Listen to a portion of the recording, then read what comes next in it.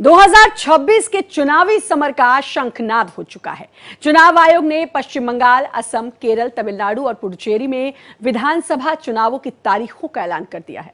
824 सीटों पर होने वाला यह चुनाव केवल राज्यों की सत्ता का फैसला नहीं करेगा, बल्कि ये ब्रांड मोदी और क्षेत्रीय दलों के बीच की सबसे बड़ी अग्नि परीक्षा भी साबित होगा। लोकतंत्र के सबसे बड़े उत्सव की तारीखें तय हो गई हैं। 2026 की तपती गर्मियों में 5 राज्यों की सियासी जमीन भी उबलने को तैयार है।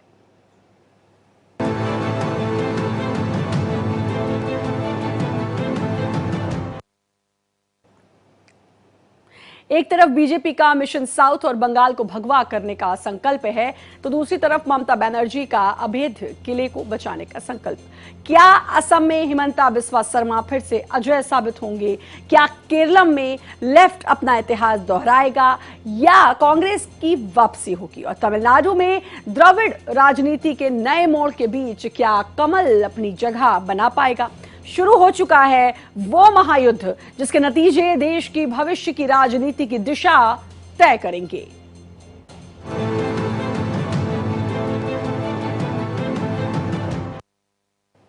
और इस बीच ममता बनर्जी ने 291 सीटों पर अपने उम्मीदवारों के नाम का ऐलान कर दिया और वो भवानीपुर से खुद मैदान में उतर रही हैं। कमल कहां खिलेगा? बंगाल और असम में बीजेपी काफी मजबूत स्थिति में दिख रही है, वहीं बंगाल में भाजपा ने शुभेंदु अधिकारी को ममता के खिलाफ प्रमुख चेहरे के तौर पर पेश किया है। तमिलनाडु और केरलम में भाजपा तीसरी शक्ति बनने के लिए पूरी ताकत झोंक रही है। तमिलनाडु में सुपरस्टार विजय की पार्टी टीवीके पहली बार चुनाव लड़ रही है, जिससे त्रिकोणीय मुकाबला बहुत दिलचस्प हो गया है।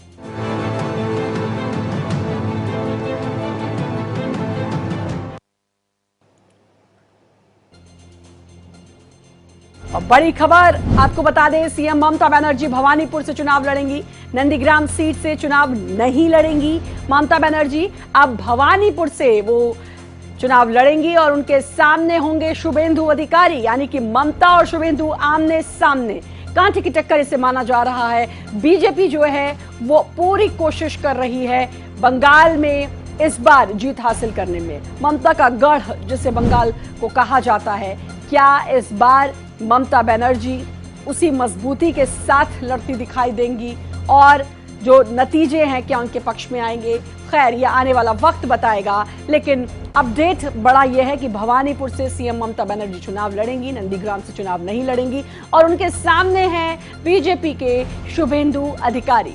कुल मिलाकर बहुत दिलचस्प जो है अब ये मुकाबला भी होने वाला है। और इस बीच क्योंकि बंगाल में क्या कुछ समीकरण है वो भी आपको हम समझाएंगे, बताएंगे कि क्या कुछ बंगाल में चल रहा है। बीजेपी ने भी अपनी पहली लिस्ट जो है इस बीच जारी कर दी है और देखिए उम्मीदवार हैं 144, महिला उम्मीदवार 11, युवा उम्मीदवार 36 और इसमें भी देखिए सामान्य 62, ओबीसी 20, एससी 48 और एसटी 14। काफी कुछ समीकरणों को ध्यान में रखा है। आप देख ही सकते हैं, जाति समीकरण की बात करें तो किस तरीके से किन किन हिस्सों में यहां पर भाजपा ने बांटा है। कुल उम्मीदवार जो हैं अभी 144 घोषित हुए हैं, महिला उम्मीदवार उसमें 11 हैं, युवा उम्मीदवार 36। एमएलए कितने जिनके नाम कटे हैं अब तक? 8 एमएलए जिनके नाम इस बार काटे गए हैं। तो काफी कुछ, और जाहिर है देखिए बीजेपी जो है जब भी बात चुनाव की आती है तो होमवर्क बहुत तगड़ा करके रखती है, जाहिर है, क्योंकि किसको टिकट देना है किसको नहीं देना, और बीजेपी में खास तौर पर ये चीज आला कमान तय करते हैं। तो जाहिर है ये जो समीकरण है, ये जो जातीय समीकरण यहाँ पर देखने को मिल रहा है, चाहे मैं सामान्य की बात करूं, ओबीसी, एससी और एसटी, उसको कैसे कैसे बांटा होगा इसके लिए बाकायदा पूरा होमवर्क जरूर बीजेपी ने किया होगा, क्योंकि बंगाल चुनाव जो है बीजेपी के लिए बहुत ज्यादा खास है। और इसका कारण यह भी है कि एक लंबे समय से वहां पर ममता बनर्जी काबिज हैं। देखिए पहली लिस्ट किसे कितने टिकट, मौजूदा विधायक 41 हैं, पूर्व विधायक 3 और पूर्व सांसद इसमें 2 हैं और 23 शिक्षक हैं जिन्हें पहली यानी कि 144 की लिस्ट में शामिल बीजेपी ने किया है। तो यहां पर इस तरीके से सब कुछ साधने की भी कोशिश करी है, लेकिन जैसा कि मैंने पहले कहा कि बीजेपी के लिए साख का भी सवाल है, क्योंकि इससे पहले बीजेपी ने कई जगह ऐसे चुनाव लड़े हैं जहां पर लग रहा था बीजेपी नहीं आएगी। बात दिल्ली की विधानसभा चुनाव की कर लें, बम्पर जीत। अभी हाल ही में जिस तरीके से बिहार में बम्पर जीत बीजेपी ने हासिल की है, तो बंगाल जो है जिसे ममता बनर्जी का गढ़ कहा जाता है, वहां पर सेंधमारी करना बीजेपी का सबसे बड़ा लक्ष्य है। जाहिर है, देखिए चुनाव से पहले ममता बनर्जी को बड़ा झटका, 1 मुख्य सचिव, 2 गृह सचिव, 3 DGP, Kolkata police commissioner, ADG law and order, DG सुधार विभाग, बड़े प्रशासनिक फेरबदल इस बीच हुए हैं, जिसपे काफी तिलमिराई जो है ममता बनर्जी भी नजर आई है, काफी गुस्से में वो नजर भी आई है कि सबको बदल दिया। हालांकि ये चुनाव आयोग ने किया है और अब ये देखिए क्या बड़ा झटका लगा है, किन अफसरों का, ममता बनर्जी के किन अफसरों का तबादला हुआ है, एक बड़ा प्रशासनिक फेरबदल।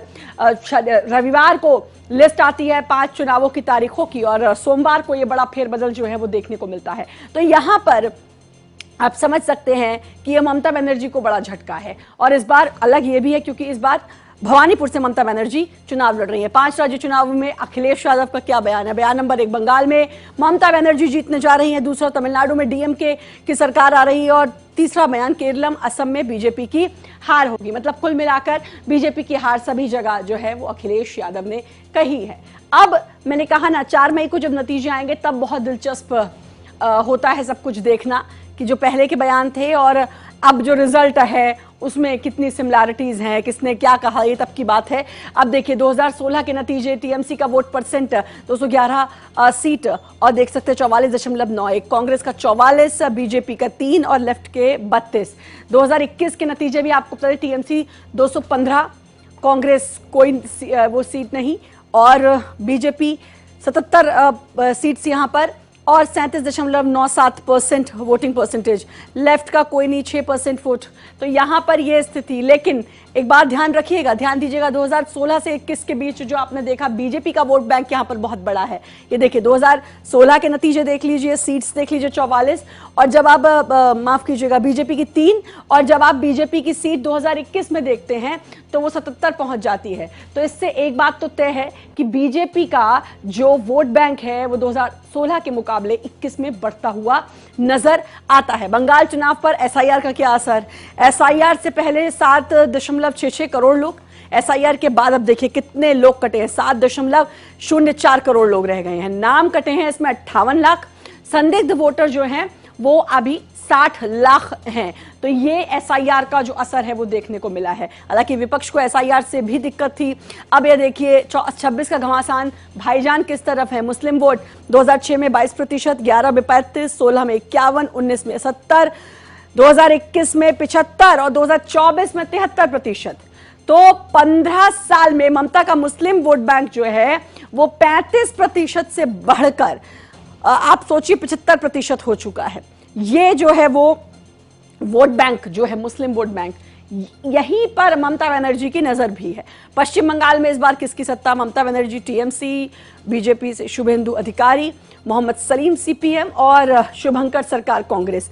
अब ये जो है ये तो खैर जनता तय करेगी और वक्त तय करेगा कि किसकी सरकार आती है, लेकिन ये कांटे की टक्कर है। लेकिन इसमें आप देख सकते हैं शुभेंदु अधिकारी और ममता बनर्जी जो है एक ही जगह से चुनाव लड़ रहे हैं। पश्चिम बंगाल का धर्म गणित देखिए जरा, 70% हिंदू, 27% मुसलमान, अन्य की बात करें तो 3% ये है।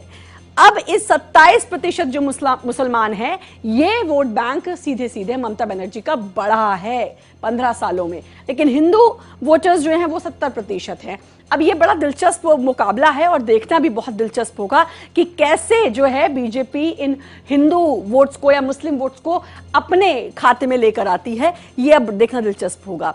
ममता का एम वोट, मोदी का एच वोट 75%। अब आप देख सकते हैं ये टक्कर सीधे सीधे जो है ममता बनर्जी और प्रधानमंत्री नरेंद्र मोदी के बीच की कही जा रही है।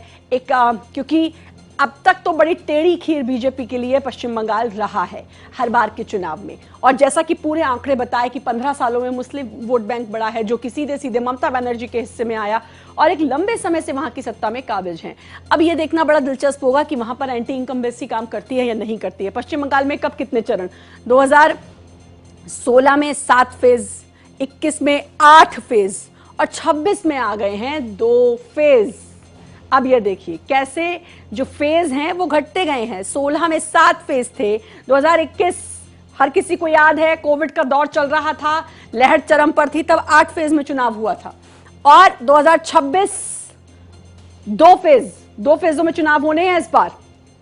और अब क्या नतीजे आएंगे वो वक्त बताएगा। असम का घमासान भी देख लेते हैं। असम का हिंदू हिमंता के साथ है और मुसलमान कांग्रेस और यूडीएफ में बटा हुआ है।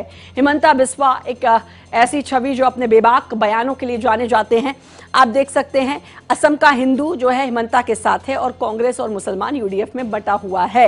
अब ये कितने वोट्स जो हैं वो तब्दील कर पाते हैं ये तो आने वाला वक्त बताएगा, क्योंकि असम में भी चुनाव है। और इस बीच आपने देखा ही होगा प्रधानमंत्री नरेंद्र मोदी के लगातार असम के दौरे, कई सौगातें, कई शिलान्यास वहां पर किए हैं। असम को सौगात दी गई है, वहीं बंगाल भी कई दौरे हैं, वहां पर भी भर भर के सौगातें दी गई हैं। लेकिन ये जो दौरे और सौगात हैं ये वोट में कितने बदल पाएंगे ये देखना होगा। असम में देखिए 2016 का विधानसभा चुनाव 57% हिंदू वोट जो थे वो असम में वो बीजेपी के खाते में गए थे। ये 2016 की बात कर रहे हैं। 57% वोट जो है वो बीजेपी के खाते में गए। 21 का देखिए बढ़कर जो ये बीजेपी का हिंदू वोट बैंक था वो 65 हो गया 2021 में। तो एक बड़ा फायदा यहाँ पर जो है वो बीजेपी को मिला है हिंदू वोट बैंक का असम में। क्या इस बार भी ऐसा होगा ये देखना दिलचस्प है। कांग्रेस यूडीएफ को मिला है 90 से ज्यादा मुस्लिम वोट। ये यहाँ पे बड़ा दिलचस्प है। अगर थोड़ा भी अगर vote bank Hindu vote bank Congress की तरफ जाएगा तो नतीजे हो सकता है कुछ और देखने को मिले।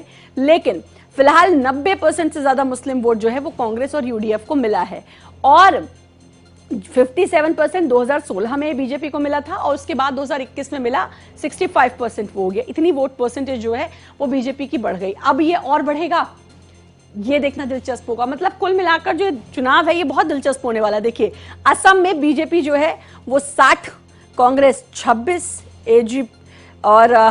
एजीपी 14, एआईयूडीएफ 13 और अदर 13। ये था कुल 126 सीट। और विधानसभा में 2016 के नतीजे हम बता रहे हैं बीजेपी के खाते में 60 सीटें थी।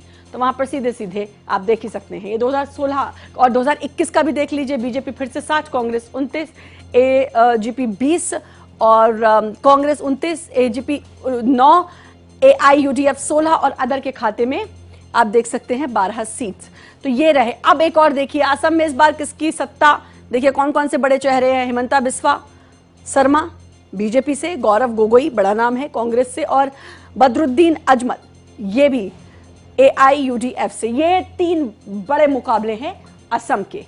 तो अब असम में क्या हिमंता बिस्वा शर्मा फिर से रिपीट होंगे, क्या फिर से उनकी सरकार बनेगी, अब ये देखना होगा। क्योंकि अब बंगाल के बात बहुत अलग हो जाती है, असम की बात इसलिए अलग हो जाती है क्योंकि बंगाल में तो लंबे समय से ममता बनर्जी जो है वो सत्ता पर काबिज हैं। तो वहाँ पर एक एंटी इनकम्बेंसी फैक्टर जो है वो काम कर सकता है। और खैर बीजेपी, जैसा कि मैंने शुरुआत में ही कहा था इस बुलेटिन में कि बीजेपी जानी जाती है अपने होमवर्क के लिए। देखिए तमिलनाडु के भी देख लेते हैं 2021 के नतीजे।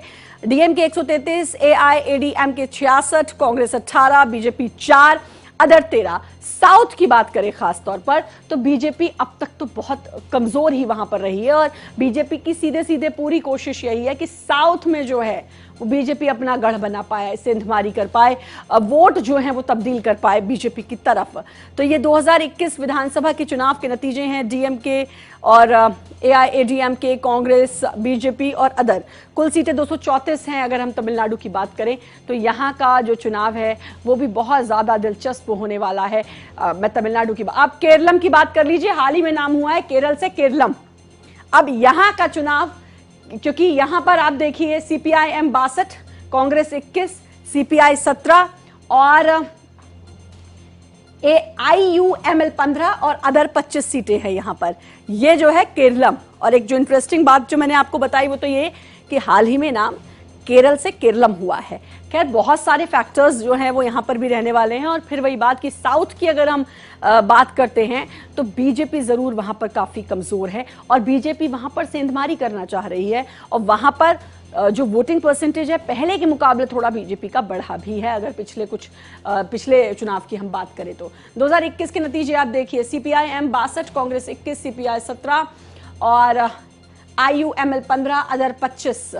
ये जो हैं ये नतीजे थे। के अलावा यूटीएफ, कांग्रेस, डीएमके सीट 9 और इसके अलावा अदर 5। तो यहाँ पर बीजेपी जो है, यहाँ पर जब ये गठबंधन की सरकार बनी तो अच्छा यहाँ पर प्रदर्शन करते हुए, तो यहाँ पर क्योंकि अच्छा वोट परसेंट रहा है इस गठबंधन का, ये देखने को मिला है। पुडुचेरी चुनाव की हम ये बात कर रहे हैं, देश की सबसे कम सीटों वाली ये विधानसभा है और कुल 30 विधानसभा सीटें हैं। बहुमत है यहाँ पर 16, जो कि एनडीए, एआई, एनआरसी और बीजेपी की गठबंधन की सरकार, इन्होंने यहाँ पर 41% वोट बैंक जो है।